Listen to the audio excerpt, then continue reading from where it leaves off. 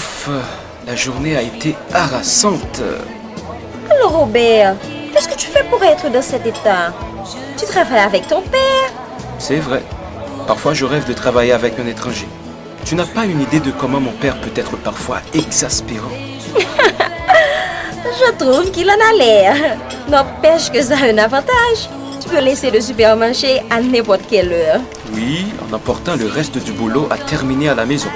Cela me coûte parfois mes heures de sommeil. Tu veux du champagne? Ouh, monsieur déploie le grand tapis rouge.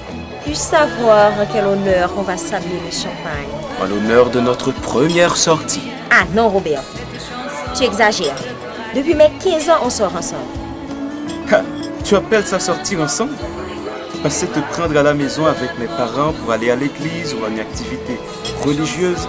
Non, Joanne. Ce n'est pas cela qu'on appelle sortir ensemble. Eh bien, si c'est comme ça, c'est notre première sortie officielle. Oui, mademoiselle. Quel genre de champagne tu préfères? Doux, sec, cru, demi-sec? Je préfère le dos. Je n'aime pas les boissons trop corsées d'alcool. Si je pouvais avoir quelque chose de fruité. Bonsoir, Rachel. Comment vas-tu? Mais oui, Pess. Vous faites mal à l'église là ou pas mettre tes pieds? Où es-tu, hein? Ah, Sista. À Pétionville, dans un chic restaurant. C'est gros ça. Pasteur Jonathan laisse sa fidèle pour donner suite à tes caprices. Je ne suis pas en compagnie de pasteur Jonathan. Comment? Jonathan n'est pas encore arrivé à l'église? Non. L'assemblée est froide. Les deux pasteurs ne sont pas présents. Je pensais que tu allais venir, puisque tu me dis que tu es à Pétionville. Je vais rentrer à la maison. Surtout pas. Comment ça? Attends, je sors pour te parler. Avec qui tu es, hein? Joanne, tu n'as pas besoin de te déplacer pour parler. Je ne veux pas déranger les clients. Je vais aux toilettes. Qu'est-ce qui t'accompagne? Ah, Robert.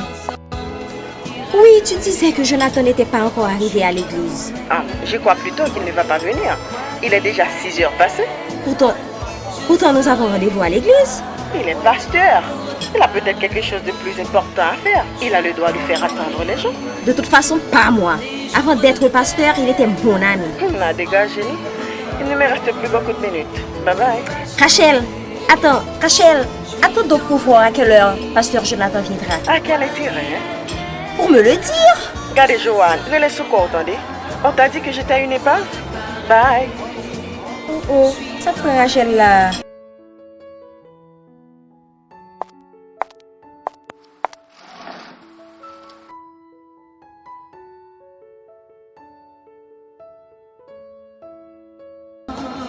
Est-ce que ça va, Joanne? Je te trouve bien sombre tout à coup. Ça va. Comment? Tu repousses ton assiette? Tu ne termines pas ton tasseau? Je n'ai plus faim. Je sais que c'est ton plat préféré. Explique-moi, qu'est-ce que ce rabat-joie de sœur Rachel t'a dit? Ah, Garçon, le champagne s'il vous plaît. je te prie Robert, je n'ai plus envie de faire la fête. Seigneur, pourquoi? Tu étais si bien tout à l'heure. Si ça ne te dérange pas, je rentre. Quoi? Tu veux rentrer? Si c'est pour l'argent, je te le rembourserai. Ok, voilà. Garçon, donnez-moi l'addition s'il vous plaît.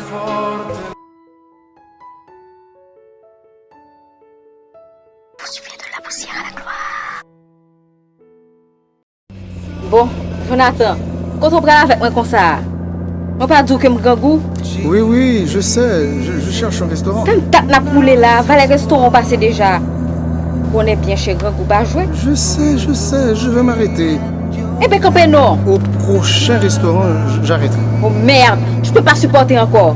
Si t'arrêtes pas au prochain restaurant, je saute de la bagnole. Pas d'avance, non? Oh Seigneur, attends, calme-toi. Je t'emmène dîner chez un ami. La responsabilité en femme pendant un mois, c'est pas à peau, non? J'ai bien remarqué que ce n'est pas pour comme tu dis. Je t'en prie, n'ouvre pas la boîte à gants. Oups, j'ai fait tomber des trucs. Ah, ça alors, c'est ta meuf, n'est-ce pas? Tu mets sa photo partout? Oh, elle est grosse sur cette photo. Ah, je comprends. T'es divorcée, elle est partie avec la gosse. Donne-moi. et reste tranquille, je te prie. Pourquoi tu as éteint la radio? Que de musique s'élève en tout plein, entendez. Seigneur, tu es insupportable. Je me demande si je ne vais pas te ramener là où je t'ai prise. Yo remet tout comme là. On sait pour ça, non, mon pote. Oh Seigneur, pourquoi? Pour qu'il en a privé là pour me suspendre boisser comme là. Oh mon Dieu, quel langage vulgaire. Aïe!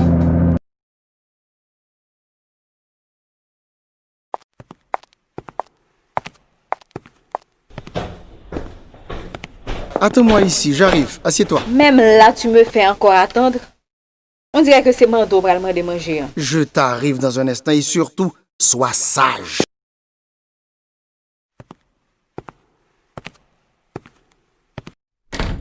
Jonathan, toi, à cette heure? Eh oui, comment vas-tu? Bien, grâce à Dieu. Pour toi, je sens que ça ne va pas. Oh, je me sens éreinté. Ce n'est pas mon affaire. Mais où as-tu resté la nuit? Ta mère était très inquiète. Nous y voilà. Suis-je à ce point un enfant? Je suis pasteur, non? Je peux décider de veiller une nuit à l'église. Tu aurais dû mettre ta mère au courant. Ça ne ferait pas de toi un enfant, hein? Oh, je parie que toute la ville est déjà au courant de cet incident. L'enfant prodigue n'est pas rentré au bercail. Arrête de blâmer ta mère. Voyons. Elle a raison. Vu la situation actuelle, personne ne peut se payer le luxe d'inquiéter sa famille pour rien. Tu aurais dû lui téléphoner. Tu as entièrement tort. C'est ce que j'ai fait, mon Dieu. Pourquoi avait-elle besoin de te mettre au courant de cela? De toute façon, mon cher enfant, tout le monde serait inquiet après t'avoir vu au bras de cette superbe créature. En plus, t'es arrivé très en retard. Au fait, que puis-je pour toi? M'aider avec cette superbe créature, comme tu dis. Quoi? Moi? Mais non!